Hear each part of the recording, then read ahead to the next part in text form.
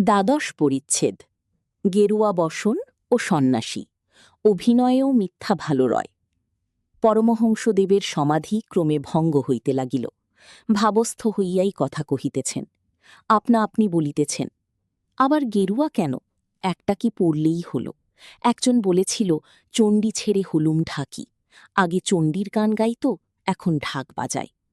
বৈরাগ্য ৩-৪ প্রকার। সংসারের জ্বালাই জ্বলে গেরুয়া বসন পড়েছে, সে বৈরাগ্য বেশি দিন থাকে না। হয়তো কর্ম নাই, গেরুয়া পরে কাশি চলে গেল। ৩ মাস পরে ঘরে পত্র এলো, আমার একটি কর্ম হইয়াছে, কিছুদিন পরে বাড়ি যাইব, তোমরা ভাবিত হইও না। আবার সব আছে, কোনো অভাব নাই, কিন্তু কিছু ভালো লাগে না। ভগবানের জন্য একলা একলা কাঁদে, সে বৈরাগ্য যথার্থ বৈরাগ্য। মিথ্যা কিছুই ভালো নয়, মিথ্যা ভিক ভালো নয়। ভিকের মতো যদি মনটা না হয়, ক্রমে সর্বনাশ হয়।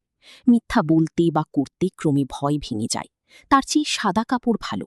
মনে আসক্তি, মাঝে মাঝে পতন হচ্ছে, আর বাহিরে গেরুয়া, বড় ভয়ঙ্কর। এমনকি যারা সৎ, অভিনয়েও তাদের মিথ্যা কথা বা কাজ ভালো নয়। কেশব সেনের ওখানে নববৃন্দাবন নাটক দেখতে গেছিলাম। কি একটা আনলে ক্রস, আবার জল ছড়াতে লাগলো, বলে শান্তি জল। একজন দেখি মাতাল সেজে মাতলামি করছে। শ্রীরামকৃষ্ণ। ভক্তের পক্ষে ওরূপ সাজাও ভালো নয়। ওসব বিষয়ে মন অনেকক্ষণ ফেলে রাখায় দোষ হয়। মন ধোপা ঘরের কাপড়, যে রঙে ছোপাবে সেই রং হয়ে যায়।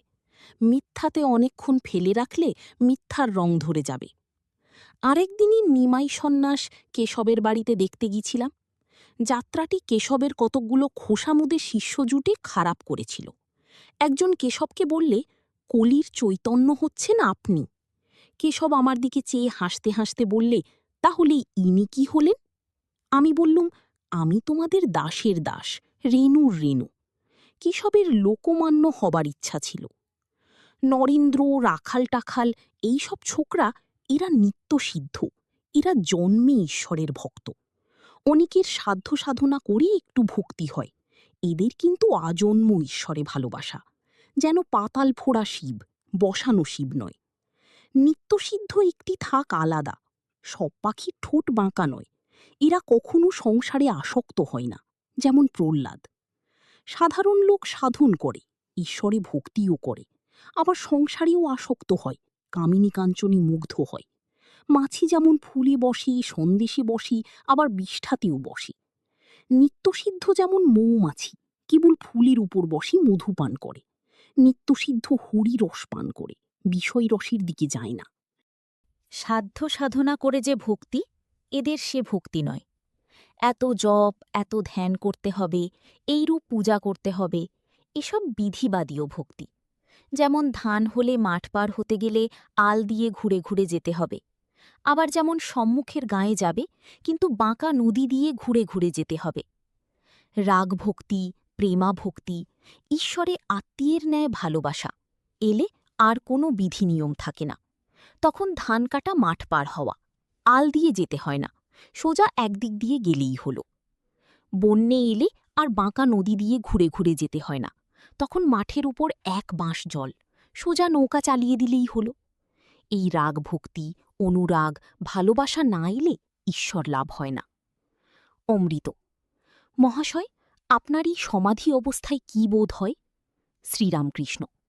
শুনেছ, কুমুরে পোকা চিন্তা করে আরশুলা কুমুরে পোকা হয়ে যায়। কিরকম জানো? যেমন হাঁড়ির মাছ গঙ্গায় ছেড়ে দিলে হয়। অমৃত। একটুও কি অহং থাকে না?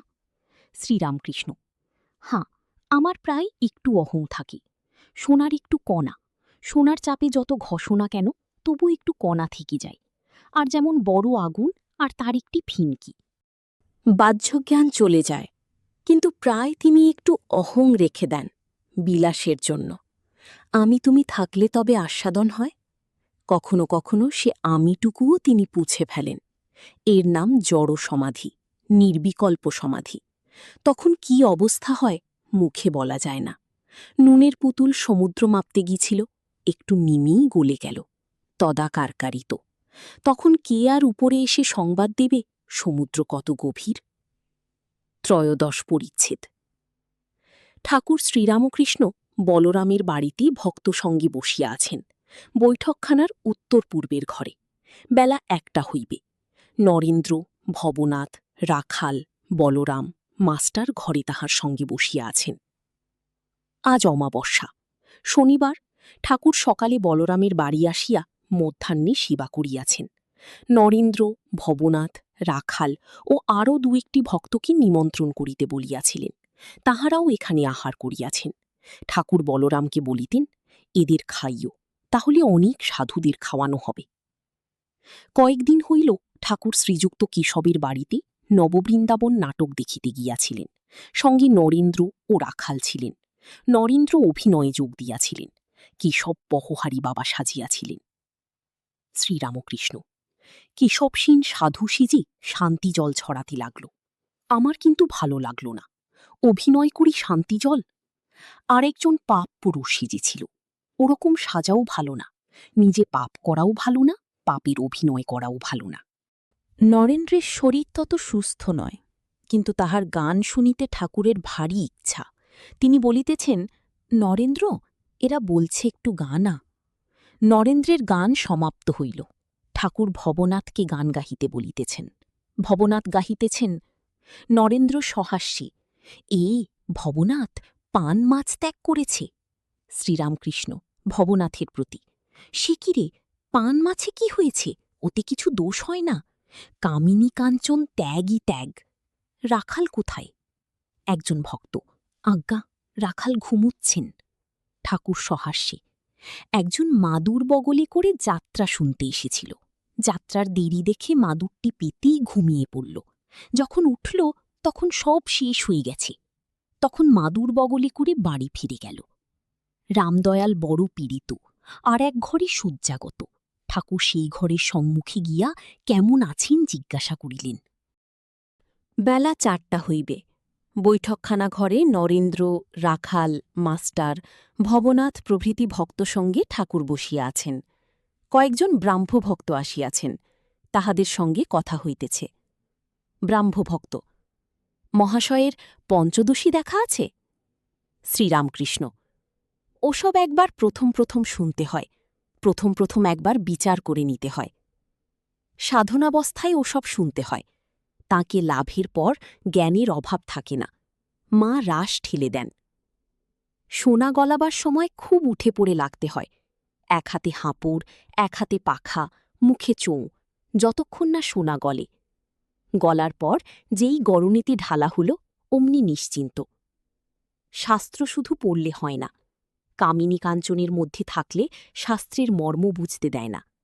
সংসারের আসক্তিতে জ্ঞান লোপ হয়ে যায়। ঠাকুর ব্রাহ্মভক্তদের সহিত শ্রীযুক্ত কেশবের কথা বলিতেছেন। কেশবের যোগ ভোগ, সংসারী থেকে ঈশ্বরের দিকে মন আছে। একজন ভক্ত কনভোকেশন, বিশ্ববিদ্যালয়ের পণ্ডিতদের বাৎসরিক সভা সম্বন্ধে বলিতেছেন। দেখলাম লোকে লুকারণ্য। শ্রীরামকৃষ্ণ, অনেক লোক একসঙ্গে দেখলে ঈশ্বরের উদ্দীপন হয়। আমি দেখলে বিহবল হয়ে যেতাম।